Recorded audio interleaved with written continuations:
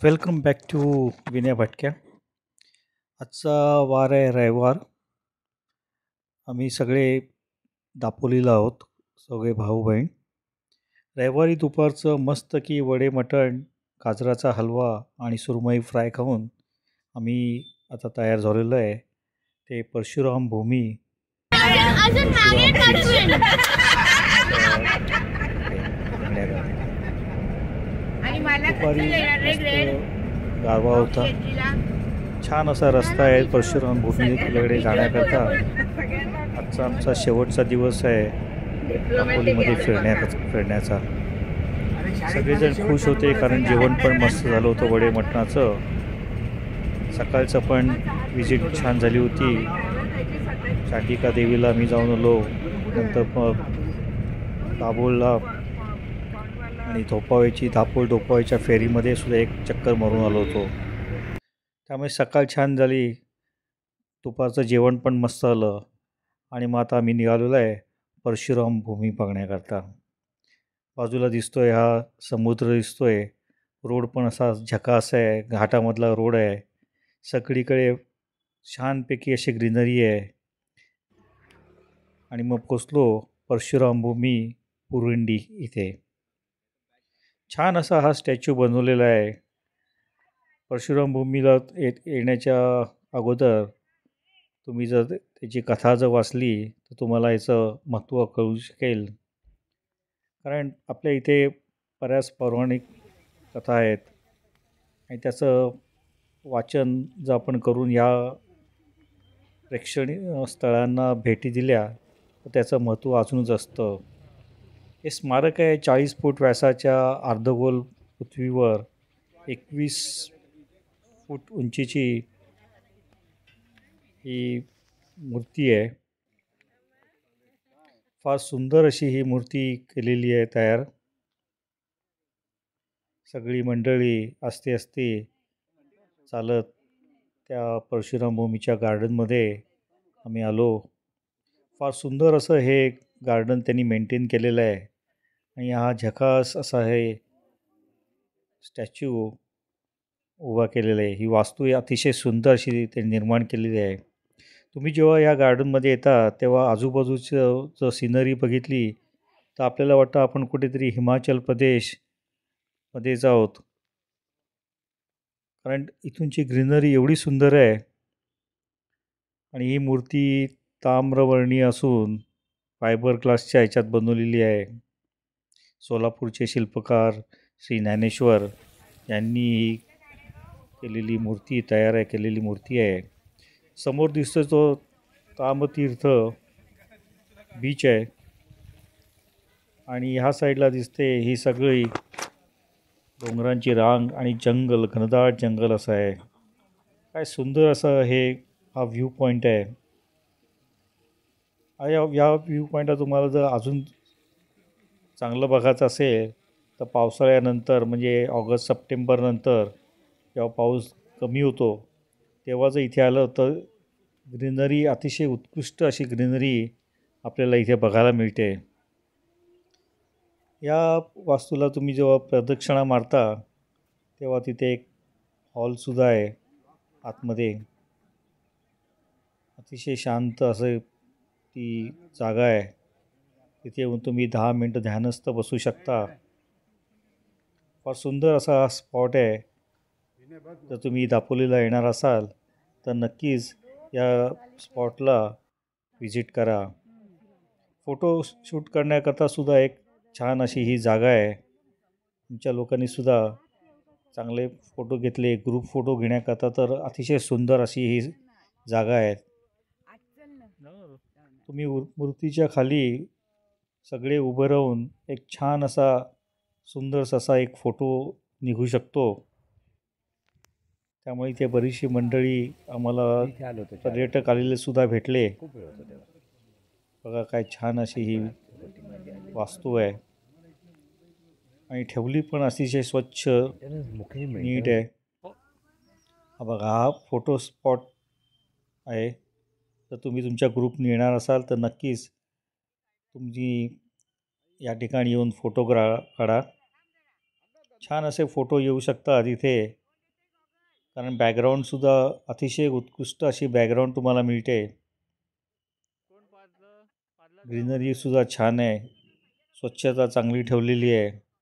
त्यामुळे हा spot must visit असाच हा स्पॉट आहे. नंतर मग आम्ही ते झाल्यानंतर आम्ही निघालो ताम्रतीर्थ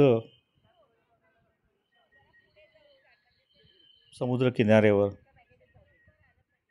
हा लाडघरच्याच जवळ असलेला समुद्रकिनारा आहे, म्हणजे तुम्ही लागूनच आहे असं समजा. इथे पण बरीचशी गर्दी होती, कारण रविवार असल्यामुळे गर्दी पण बरीच होती. आम्हीसुद्धा साधारण 5च्या सुमारास पोचलो, कारण आम्हाला सनसेट बघायचा होता. सनसेट ह्या स्पॉटवरनं अतिशय सुंदर दिसतो.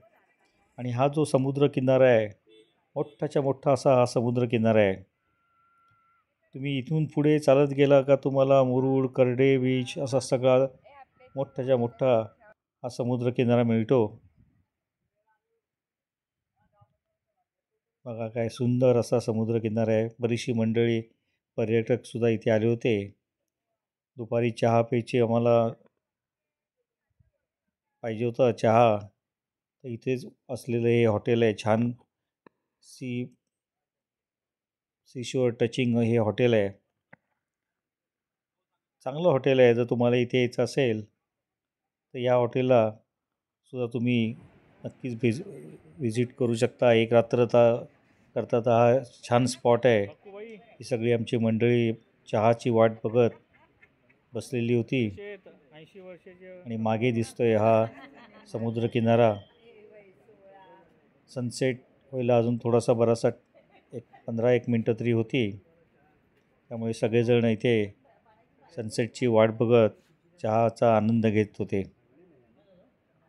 हे बघा, हे सगळं आमचा ग्रुप मोठाच्या मोठा. आज शेवटच्या दिवसाला उद्या सगळेजण आपापल्या गावाला जायला निघणार होते. त्यामुळे तसं बघितलं तर सगळेजण थोडेसे नर्वस पण होते, कारण 3-4 दिवसाची मजा आता उद्यापासून संपणार होती. छान हा स्पॉट आहे, तुम्ही नक्कीच या.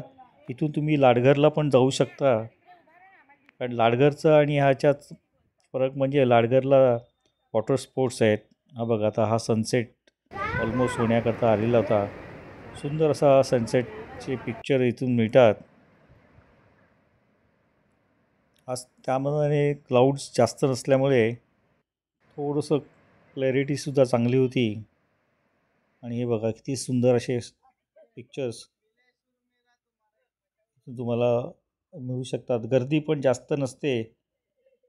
किनारा बऱ्यापैकी स्वच्छ आहे. थोडेसे रॉक्ससुद्धा आहे त्याच्यावर. आणि असं करत आम्ही घरी परत आलो. नेक्स्ट मॉर्निंगला मग माझ्या बहिणीने केले होते मस्तपैकी कांदा पोहे, कारण आज निघण्याचा दिवस होता. एक जण करत निघणार होते. हे बघा, हे सगळे कांदा पोहे, सर्वजण कांदा पोहेची वाट बघत ब्रेकफास्टला बसले होते. चहा, गरमागरम चहा थंडीमध्ये आणि कांदा पोहे असा हा सकाळचा नाश्त्याचा ब्रेक होता. आज कुठे जाण्याचं नसल्यामुळे आम्ही आज ठरवलं की आपण जवळचंच आमच्या घराच्या जवळच असलेल्या इथे मॉर्निंग वॉक करून येऊ. म्हणून मॉर्निंग वॉक करता निघालो. काय सुंदर अशी दापोलीची हवा होती. रस्तासुद्धा अतिशय सुंदर आहे. आणि जस्ट 5 मिनटावरच मग जंगल सुरू होतं. हे बघाल तर एवढी झाडी आपल्या मुंबई किंवा पुण्याला सुद्धा आपल्याला आता हल्ली बघायला मिळत नाही. त्यामुळे आम्ही जवळजवळ अर्धा तास वॉक केला. ही जागासुद्धा कोणाची तरी नक्कीच असेल, पण किती सुंदर अशी ही झाडं मेंटेन केलेली आहेत. लोकांनी कंपाऊंड वॉल घालून आपले बंगले पण बांधलेले आहेत. शांतता तर प्रचंड अशी शांतता होती, कारण मुंबईच्या लोकांना, पुण्याच्या लोकांना सतत काही ना काही वाहनांच्या आवाजाची सवय असते. इथे असा हा बिलकुल आवाज येत नव्हता. त्यामुळे मॉर्निंग वॉक करण्याकरता फारच मजा आली. असा मॉर्निंग वॉक दररोज जर मिळाला तर काय तब्येत पण एकदम झकास राहील, कारण तुम्हाला इथे जाणवतं की पोल्युशन बिलकुल नाही आहे. तुम्ही प्युअर ऑक्सिजन घेत आहे. कुठच्याही परिस्थितीत ध्वनी प्रदूषण नाही की कुठचंही इथे आपल्याला धुरकटपणा पण दिसत नाही. बघा क्लॅरिटी पण किती सुंदर आहे. शहरामध्ये हे सगळं आपण हल्ली मिस करतो आहे. त्यामुळे इथे 4 दिवस आमचे कसे गेले आम्हाला कळलंच नाही. आज शेवटच्या दिवसाचा सकाळचा मॉर्निंग वॉकसुद्धा अप्रतिम असा मॉर्निंग वॉक झाला. छान असं हे छोटंसं पुढे गेल्यानंतर गाव आहे आणि याच गावामध्ये आमच्याकडे ज्या आम्हाला जेवण करण्याकरता ज्या आल्या होत्या मावशीबाई ह्याच गावातल्या होत्या. फार सुंदर असं जेवण त्या आम्हाला दोघींनी आणि आमची दुसरी बहीण त्या तिघींनी मिळून आम्हाला जेवण दिलं. आजचा निघण्याचा दिवस होता. माझ्या बहिणींनी केली होती श्रीखंड पुरीचा बेत आणि त्याच्याबरोबर होती काजूची आमटी. काजूची आमटी मी तर पहिल्यांदाच खाल्ली. बटाट्याची भाजी होती, मस्त की कोशिंबीर होती, चटणी, श्रीखंड पुरी. बघा तुम्हाला श्रीखंड पुरी दिलेली आहे. इथे बटाट्याची भाजी आहे. ताट कसं सजवायचं हे माझ्या बहिणीकडनं आम्ही शिकलो. कुठच्या बाजूला काय केलं पाहिजे हे तिने आम्हाला नीट सांगितलं. चटणी कुठे साईडला गेली पाहिजे, भाजी कुठच्या साईडला गेली पाहिजे, आमटी कुठे गेली पाहिजे, गोड डिश श्रीखंड कुठच्या साईडला असलं पाहिजे. असं करत आम्ही मस्त की श्रीखंडपुरी आणि काजूच्या भाजीवर ताव मारला आणि आमची ट्रिप जवळजवळ संपत आली. फार सुंदर अशी आमचे 4 दिवस गेले दापोलीला.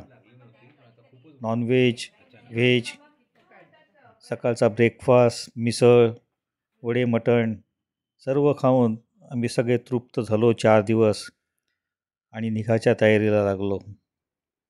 हे दिसतंय हे माझ्या भावाच्या घरामधनं हे दिसतंय हे त्याचं व्ह्यू आहे. आजूबाजूला मोठमोठी वानर सेना होती, माकडं उड्या मारत होती. आता हे सगळं आम्ही मिस करणार होतो. कारण मुंबईला गेल्यानंतर माकडं किंवा वानर बघणार नव्हतो, तर बघणार होतो त्या रिक्षा, ते गाड्या, त्यांचे आवाज, त्यांचं प्रदूषण आणि मोठमोठ्या कर्कश आवाजामध्ये हॉर्न. हे सगळं आता आम्ही मागे सोडून मुंबईला जाण्याकरता निघणार होतो. काय सुंदर बघा व्ह्यू आहे. आणि तुम्हाला इथे मोर पण दिसले आम्हाला. एक मोर होता आणि त्याच्यावर हे बरीचशी माकडं वानर सेना होती. झाडावरनं उड्या मारत होते. घराची दारंसुद्धा काय कळत तुम्हाला बंद करायला लागतात, कारण ही लोक वानर सेना कधी कधी आत पण शिरते. त्यामुळे थोडं केअरफुलच राहायला लागतं. ते पण वानर पण ते त्यांच्या दृष्टीने मजा करत होते. त्यांनासुद्धा इथे भरपूर जंगल आहे दापोलीमध्ये, त्यामुळे त्यांना त्यांच्या जागेत एन्जॉय करता येत होतं. तर अशी होती आमची ही 4 दिवस भाऊ बहिणीची भेटणं होतं दापोलीला. ते आता निघायची वेळ आली होती.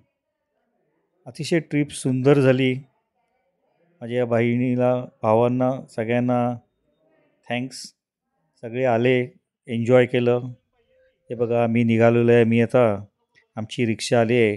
आमची गाडी होती मांडवी एक्सप्रेस. त्यामुळे दापोली टू खेड आम्हाला हा प्रवास रिक्षाने करायला लागणार होता. रिक्षा ऑलरेडी ठरवलेली होती आणि त्यांची सोसायटी अतिशय सुंदर अशी सोसायटी. सगळ्यांना शेक हँड करून बाय बाय करून आम्ही आमच्या पुढच्या प्रवासाला आता निघालो होतो. खरंच मजा आली. 4 दिवस मजा आली. सगळ्यांचा निरोप घेतानासुद्धा खूप वाईट वाटत होतं. आणि मग प्रत्येकजण बोलत होता, चला आता परत कधी भेटायचं हे नक्की ठरवूया आणि दुसरी जागा निवडून इकडे असेच 3-4 दिवस परत सगळ्यांना एकमेकांना भेटूया. असेच भेटत राहा. जग सुंदर आहे, नाती सुंदर आहेत. आपण ती जपली पाहिजेत. निरनिराळ्या ठिकाणी भेटलं पाहिजे, कारण भेटणं हेच आजकाल राहिलेले आहे व्हॉट्सअपच्या जगात. त्यामुळे पर्सनली भेटणं हे अतिशय इसेन्शियल झालेलं आहे. तर आता भेटूया आपण परत असंच कधीतरी सगळ्या भाऊ बहिणींचं जेव्हा गेट टुगेदर असेल. तर तोपर्यंत दापोलीला ना आता बाय बाय. आता आमची रिक्षा निघालेली आहे खेडच्या दिशेने. तो thanks for watching. To visit beautiful Dapoli. मी तर परत नक्कीच येणार आहे. Thanks for watching. Please like, subscribe and share my video. चॅनलला सबस्क्राईब करण्याचा विसरू नका. Till then bye bye.